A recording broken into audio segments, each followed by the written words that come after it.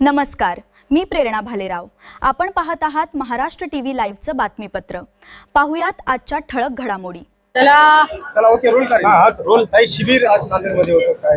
नाही, आज महाप्रशिक्षण आमचं अभियान चालू आहे, संपूर्ण राज्यामध्ये चालू आहे आणि त्या अनुषंगाने मी काल परभणीला आले। परभणीचा आमचं शिबिर संपवून आज मी या ठिकाणी नांदेडला आलेली आहे। अतिशय चांगला उत्साह या ठिकाणी आपल्याला दिसला।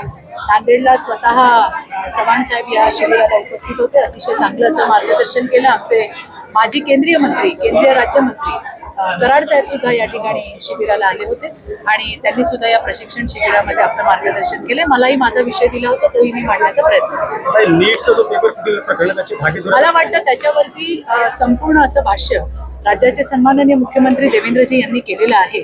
यामध्ये जे पण कोणी असतील पाळामुळं खडून काढायचं काम चालू आहे।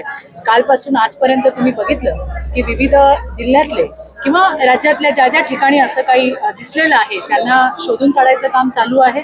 विद्यार्थ्यांचं जे नुकसान झालंय ते होणार नाही यासाठी सरकार सुद्धा तितकीच कडक पावलं उचलतंय। मला वाटतं आपल्याला आणखीन थोडं थांबायला पाहिजे। माहिती नाही अजून किती लोक याच्यामध्ये निघतील आणि कुणालाही सोडलं जाणार नाही, ही मात्र महत्वाची भूमिका ही राज्याच्या सन्माननीय मुख्यमंत्र्यांची। त्यांनी याच्यावरती सविस्तर भाष्य सुद्धा केलेलं आहे आणि त्यामुळे येणाऱ्या दिवसात आणखीन काय होतं ते आपल्याला पाहणं गरजेचं आहे। दिल्ली, गोवा आणि भाजप सरकारला काही विद्यार्थ्यांनी आत्महत्या केल्या आहे। अमित ठाकरे म्हणले की हे शासनानं केलेला अधिकृत खून आहे।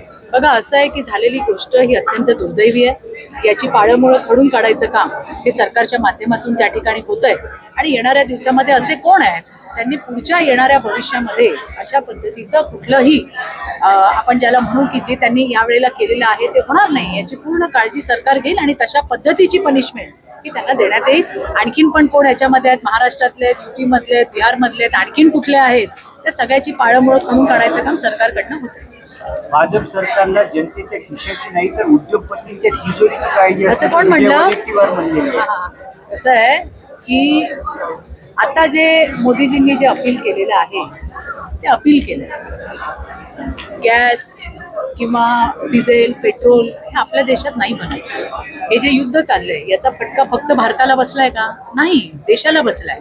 आजही आपण आपल्या वाहनातून येतोय जातोय, घरी स्वयंपाक करतोय, आपल्यावरती कुठली बंदी नाहीये। इतर देशांमध्ये शाळा बंद केल्या, उद्योगधंद्यांवरती त्या ठिकाणी नियंत्रण आणलंय।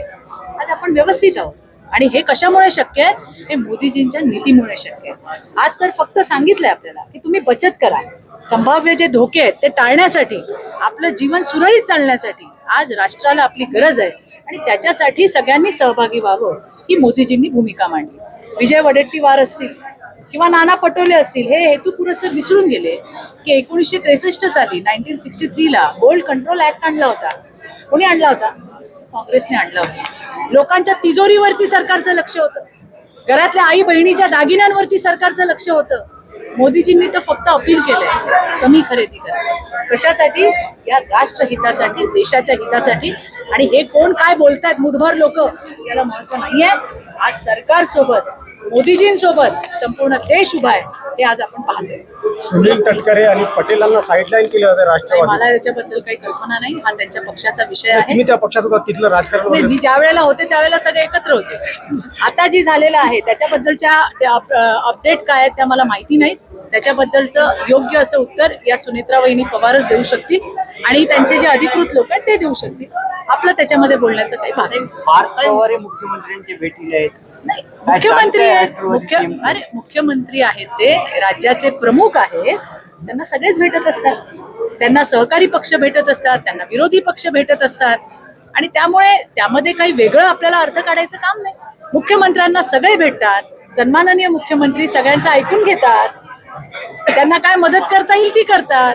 मग ते विरोधी पक्षाचे आले तरी त्यांच्याकडे वेलकम असतं। त्याच पार्श्वभूमीतून पार्थ पवार सुद्धा सन्माननीय मुख्यमंत्र्यांकडे गेले असावेत, त्याबद्दल मला फारशी माहिती नाही। महिला आयोगाचं अध्यक्षपद रिकाम आहे? हो, नक्की ते पण भरलं जाणार आहे। ते राष्ट्रवादी काँग्रेस पार्टीकडे आहे आणि मागच्या वेळेला जेव्हा पोटनिवडणूक होती त्यावेळेला मी स्वतः बारामतीला सुनेत्रा वहिनींची त्या इलेक्शनच्या अनुषंगाने भेट घेतली आणि तेव्हा मी हा विषयही काढला होता की महिला आयोगाचं पद तातडीने भरलं जावं। त्यांनी अशोर्डी केलं होतं की आम्ही लवकरात लवकर ते भरणार आहोत। महिला आयोगाचं अध्यक्षपद जरी रिक्त असलं तरी काम थांबलेलं नाहीये, प्रशासकीय यंत्रणा तिथं काम करते, हेही मला तुमच्या माध्यमातून सांगायचंय। अध्यक्ष नाही म्हणून सगळं आता कामकाज बंद आहे असा काही म्हणायचं कारण नाही. काम चालू आहे, परंतु हो, अध्यक्ष असणं तितकंच गरजेचं आहे आणि ते लवकरात लवकर भरलं जावं अशी आमची सुद्धा इच्छा आहे. उल्हासनगरामध्ये पंचायतीचा निर्णय नाही, हो, मी जाऊन पाहिलं, महिला मी ती घटना पाहिली, मी पोलिसांकडनं माहिती सुद्धा घेतली. याच्या आधी सुद्धा काही तक्रारी होत्या कुणाबद्दल, कुठल्या देवतांबद्दल किंवा कुठल्या समाजाबद्दल तिथं काही अपशब्द बोलले गेले आणि त्यातनं हा वाद झाला अशी माहिती आहे मला. फक्त मला माहिती आहे, खरी वस्तुस्थिती मला माहीत नाही, कारण मी मुंबईत नव्हते, दौऱ्यावरती होते. आता इथून मुंबईला गेल्यानंतर या घटनेची मी सविस्तर माहिती घेणार आहे. मुख्यमंत्रीपदासाठी सर्वे केला तर बच्चू कडू यांचं विधान आहे की एकनाथ शिंदेला जास्त मत भेटतील. बघा, असं असतं की आता बच्चू कडू साहेब जे आहेत ते एकनाथ शिंदेच्या शिवसेनेमध्ये आहेत. प्रत्येक पक्षातल्या कार्यकर्त्याला हेच वाटतं की माझा नेता मुख्यमंत्री व्हायला पाहिजे. आता ते चूक नाहीये, शेवटी हा संख्याबळाचा गेम आहे. ज्याची संख्या अधिक त्याचा विधिमंडळाचा नेता. त्यामुळे किती लोकांना आज देशामध्ये कमी लोकांना वाटतं का मी प्रधानमंत्री व्हावं? किती लोक गुडघ्याला वाशिंग बांधून बसलेत, पण ते तसं नाहीये.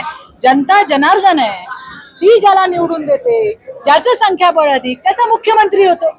आज भाजपचं संख्याबळ अधिक आहे आणि आमचे सन्माननीय मुख्यमंत्री, या महाराष्ट्राचे लाडके देवाभाऊ हे महाराष्ट्राचे मुख्यमंत्री आहेत. मागच्या वेळी पण वेगळं दिसलो, एकनाथ शिंदे मुख्यमंत्री संख्याबळ असताना आपल्याला लागलं.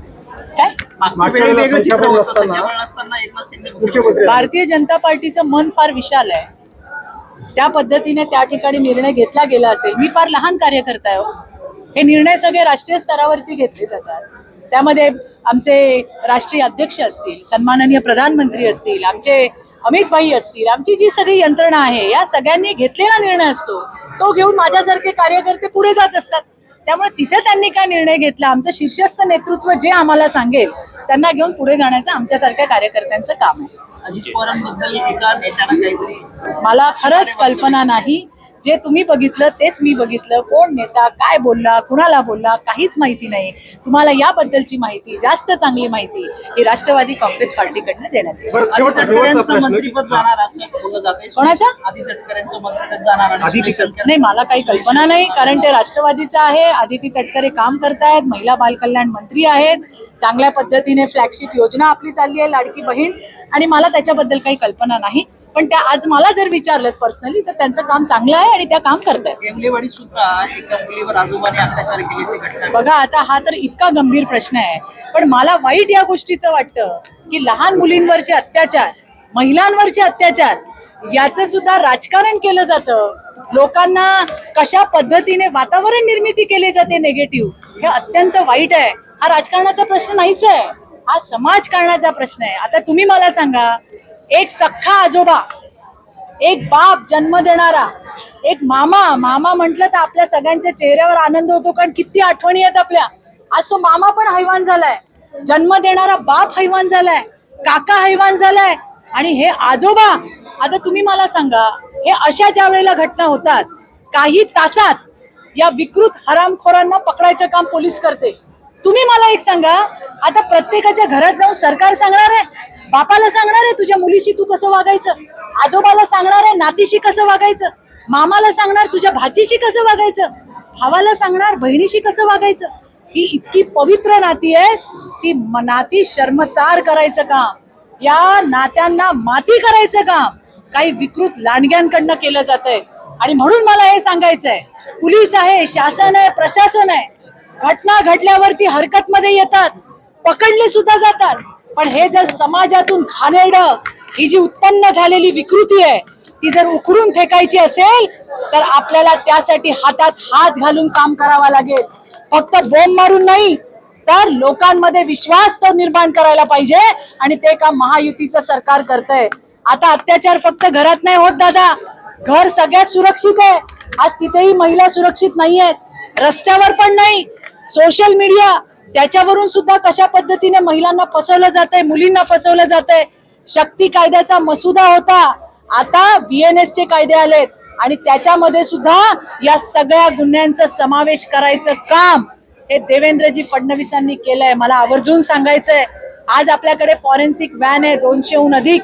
जेव्हा हे असे प्रकार होतात लैंगिक अत्याचाराचे, त्यावेळेला फॉरेन्सिक इव्हिडन्स अतिशय महत्वाचा होतो. आठवडे 2-2 आठवडे लागायचे.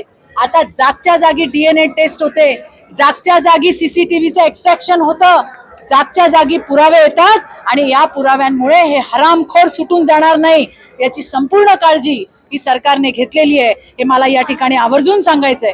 झालेल्या घटना दुर्दैवी आहेत, त्या घटना होऊ नयेत. कुठल्याच घरातल्या लेकी बाळीसोबत असे प्रकार होऊ नयेत. त्याच्यासाठी सरकार सज्ज आहे, पीडितेच्या मागे पूर्ण ताकदीने उभं आहे. पण अशा घटना समाजात होऊच नये यासाठी समाजाने सुद्धा शासन प्रशासनासोबत ताठ आणि कणखरपणे उभं राहायला पाहिजे. मोदी साहेब